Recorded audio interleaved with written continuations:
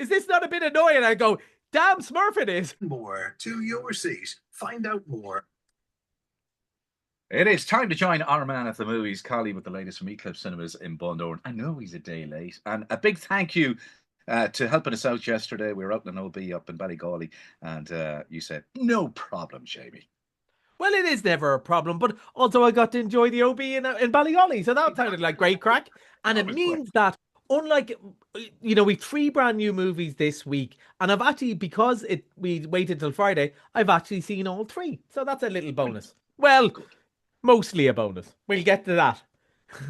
Well, all 3, and this has an Irish flavour and a Donegal flavour. 4 Letters of Love. 4 Letters of Love. There's no doubt that the star of this movie is Donegal, filmed in Donegal and Antrim, but I think the Antrim bits are quite small. Donegal, I was playing Spot the Location all the way through it. Glenveigh Castle features strongly, and also where my people are from, up by the Rosses, Errigal.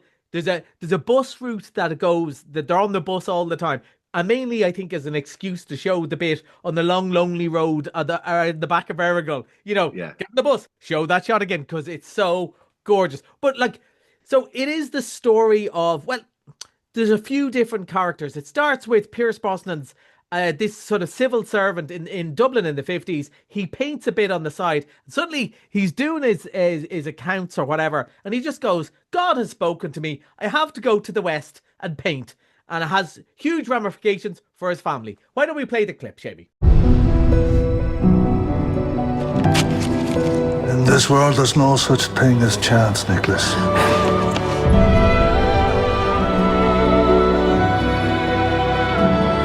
Can you press this, sir? I write these words to feel your eyes reading them.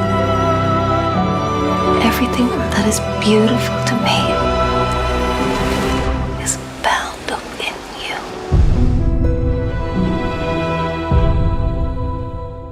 No, it will be indeed. I like the boss. Got a CAE boss in there. As I said, the boss is in it quite a lot. So even to the point where at one stage, it follows his dad on the bus. Now, this is in rural Ireland in the 1950s stroke 60s. And there's only like 15 people on the bus from Dublin to Donegal, and he doesn't notice his own sons on the back of the bus. And they're going, that is not how the Irish transport system works then or now.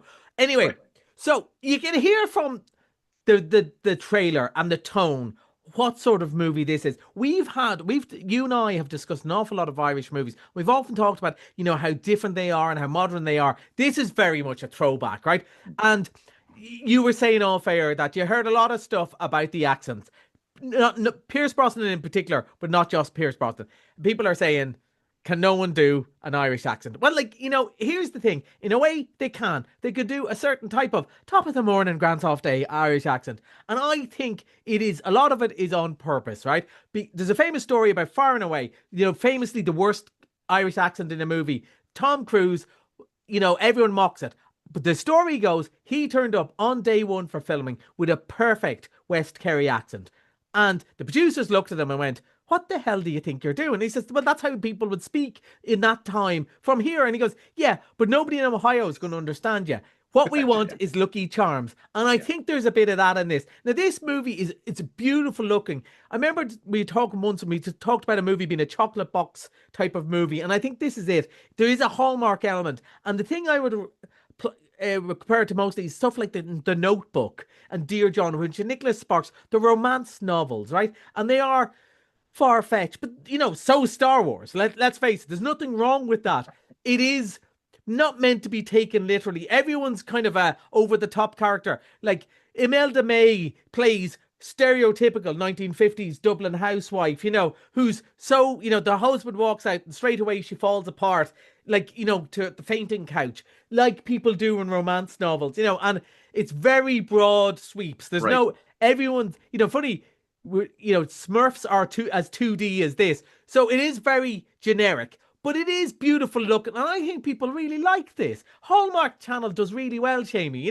People like this. So it's very soft and gentle and stereotypical, and maybe all the better for it. It's not my cup of tea. It's too sweet and saccharine for me. But I think people will enjoy it. If you like stuff like The Notebook, and you just look at a beautiful people, beautiful scenery, I think you'll enjoy this. Yeah, but it's got some great stars. There's Imelda May in it, Pierce Brosnan, of course, and Gabriel Byrne, Helena Bonham Gabriel Carter. Byrne is in it. Yeah, The chap so, from Sing Street, couple of yes. young Irish actors, really good stuff. But I think because it's so top of the morning, I think they're doing it on purpose. Okay, you're just raving about our next movie. You just love this movie. The Smurfs are back. Yes. So when I was a little fella, I quite liked the Smurfs, even though the Smurfs have been going a long time, right? And one of the magical things about the Smurfs when you're little is the Smurfs basically the only thing they do, the only characteristic is they say Smurf instead of other words all the time, right, Jamie? And when you're little, you hear, even though they're just going Smurfy Smurf Smurf, you hear what they mean, even whether adults do or not. So in that spirit, here's my review. I watched this. Jamie, it's a complete load of Smurf. Now, what the Smurf Rihanna is doing in this Smurf movie, maybe they just offered her a load of Smurf. Fair enough. Good Smurf to her is what I say. Because I thought, what a Smurf of time. Now, I know I'm not the target Smurf for this type of Smurf, you know, and there was a time this type of Smurf did everything for me, and some parents will go and they will go, oh, well, I thought it was good enough Smurf for the Smurf. Whereas other people will have Smurf coming out of their ears after seeing this. I'm not saying it's the biggest load of Smurf I've ever seen, but it's up there with Smurf. James Corden stars. If it wasn't Smurf enough, right? You have James Corden doing songs like Sing a Happy Song for the Smurf sing. And one of the Smurfs says, is this not a bit annoying? I go, damn Smurf it is, right? But on the other hand, it's not for me. It's for 7 6-year-olds who will probably have a Smurfing good time. And, why the Smurf not? Too much. It is the Smurfer holidays after all. And, parents are driven out of their Smurf at the moment. So if they need 5 minutes Smurf, go to the Smurfs. Okay, let's move on to something different. With no Smurfs in this, and this is a slasher movie. Yeah, you love these things. Yeah, right? and no more unbelievable than the previous 2 movies. To be fair, having said that, I watched this morning. I know what you did last Smurfer. Sorry, it's still in my head. I know what you did last summer. Yeah. And the thing about this one is it's kind of half a reboot, half a sequel. So there's these young people. A similar thing happens to them. They cover up a crime, and then 1 year later, they start getting anonymous notes. But they are also talking about something like this happened 25 years ago. Are the people copycatting what happened in the original movie? Now, one of the reasons I think this is pretty good is I never saw the original movie, and they made me enjoy it enough. And when some of the big stars of the original movie that came back, I understood who they were, why they were there, and what they brought to the story, even though I've never seen the original, which I think is good. But equally, I think if you have seen the original, you won't be bored. They don't explain it too much. Here's the story. They've covered up a crime. Someone's getting revenge in nasty ways, and they're dressed up like the guy in the original movie. We know it's probably not the guy in the original movie, but who done it and why? And it's all these spoiled brat rich kids who cover up a crime, and they get their just desserts, which is perfect Friday night popcorn fare. In 1970, people were going to see the movies like this in the cinema on a Friday night on their holidays and squealing and laughing in equal measures. And that's what this is. And I quite enjoyed it. There's a few bits, but other than that, it's more fun. It's going, I know you've seen all these movies and you think it's going to be this guy, but it's not. Okay, and, I quite enjoyed it, and it's very different to the other 2 movies. You wouldn't want not a week to go into the wrong screen, is it? Oh no. But it's good fun. It's good fun. Right. Minute left on the clock.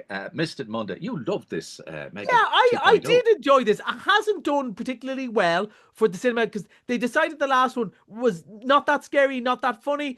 Whereas they went full-on funny with this one. Full-on funny action hero. Not too scary at all. And I thought it was better for it. Whereas I think some people looking for something like I Know What You Did Last Summer. It's not that the movie was bad, but it wasn't what they expected it to be. This is Megan 2.0. Megan is a doll, and that went crazy, right? So they took her offline, but then they use the technology to make a new weapon, which is going even crazier. So they bring Megan back to fight the thing. It's Godzilla versus Kong sort of nonsense, right? Except dressed in a really campy, bitchy type of doll. It is good fun. Again, Friday or summer holiday nonsense. So it's a good, fun Monday movie for €5. Why not? Okay, 20 seconds. How is Superman going? Superman is flying. I didn't even mean that one. It's doing brilliantly, especially on our new big screen. If you saw the ad, it's great. People are absolutely loving it. 120 people last Tuesday night. Fantastic. Okay. Look, enjoy the movies. That's all we got till next Thursday. That's Collie and Eclipse Cinemas. Bye.